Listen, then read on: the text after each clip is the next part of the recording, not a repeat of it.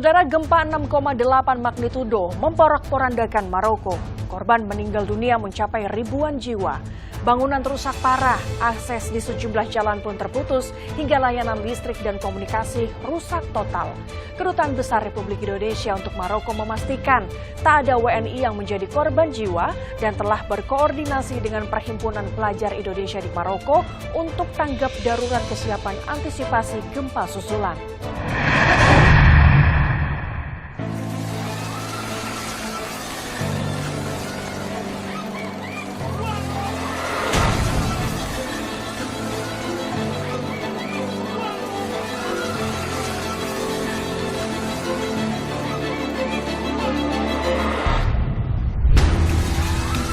Jelang tengah malam waktu setempat, gempa hebat memporak-porandakan Maroko. Warga syok, tak menyangka gempa bermagnitudo 6,8 akan datang mengguncang. Gempa ini merupakan yang paling kuat melanda Maroko sejak 120 tahun terakhir. Provinsi Haus di wilayah pegunungan mengalami kerusakan terparah. Akses terputus, layanan listrik dan telepon rusak total.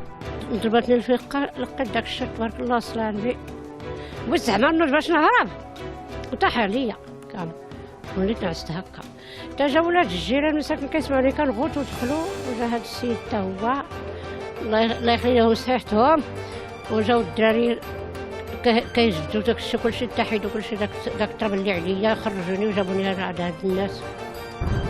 Hingga Selasa siang waktu Indonesia, dikutip dari laman kompas.com, Kementerian Dalam Negeri Maroko mencatat 2.862 korban tewas, 2.562 orang alami luka-luka, dan ribuan bangunan rusak. Sementara itu, Kedutaan Besar Republik Indonesia di Rabat memastikan tak ada warga negara Indonesia yang menjadi korban gempa, termasuk peserta Konferensi Global Geoparks 2023 di Marrakesh. Duta Besar Indonesia untuk Maroko, Hasrul Azwar, menambahkan pihaknya telah berkoordinasi dengan Perhimpunan Pelajar Indonesia di Maroko untuk tanggap darurat dan kesiapan mengantisipasi gempa susulan. Seluruhnya alhamdulillah selamat dari tragedi musibah gempa Maroko. PPI Maroko itu memiliki koordinator di setiap wilayah di mana WNI tinggal.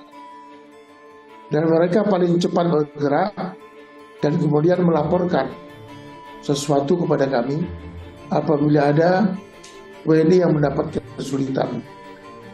Pengalaman kami memanajemen, mengelola WNI Maroko yang terkena dampak COVID itu sangat berharga dalam koordinasi dan kecepatan pemberitaan. Jadi Mbak, kami sudah pengalaman dalam menghadapi tanggap darurat dan arus informasi itu yang lebih penting. Lembaga Survei Geologi Amerika Serikat mengungkap ada dua faktor yang membuat gempa Maroko menelan begitu banyak korban. Pertama, intensitas gempa yang jarang. Kawasan Afrika Utara tempat Maroko berada memiliki tingkat kegempaan yang relatif rendah sehingga membuat Maroko juga tidak siap menghadapi bencana serupa. Kedua, konstruksi bangunan. Sebagian besar bangunan di Maroko, terutama di daerah pedesaan dan kota-kota tua, tidak dibangun untuk tahan terhadap guncangan gempa. Lantas, apa pelajaran yang bisa diambil Indonesia dari kejadian gempa hebat Maroko? Kepala Pusat Gempa Bumi dan Tsunami BMKG Daryono menyatakan, Indonesia dapat memetik beberapa pelajaran dari gempa Maroko, seperti memperhatikan standar bangunan dan mewaspadai jalur sesar yang lama tidak aktif. Jadi ada beberapa catatan terkait dengan gempa Maroko ini, yaitu perlunya kita mewaspadai gempa kerak dangkal akibat sesar aktif ya. Nah, kita juga perlu mewaspadai sumber gempa dekat-dekat kota besar atau kawasan padat penduduk.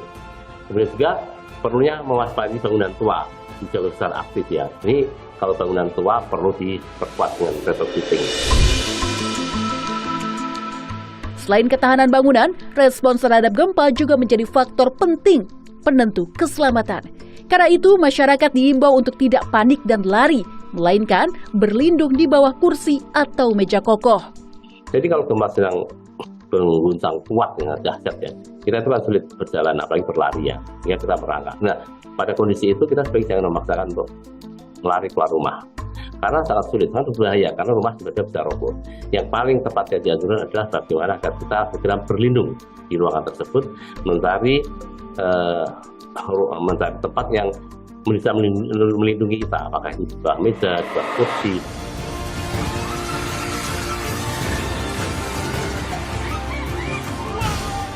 Meski tawaran bantuan datang dari sejumlah negara, termasuk Indonesia, namun pemerintah Maroko hingga saat ini belum meminta bantuan internasional.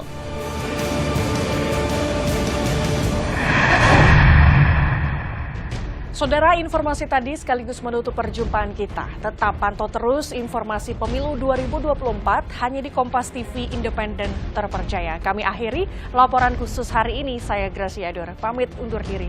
Sampai jumpa.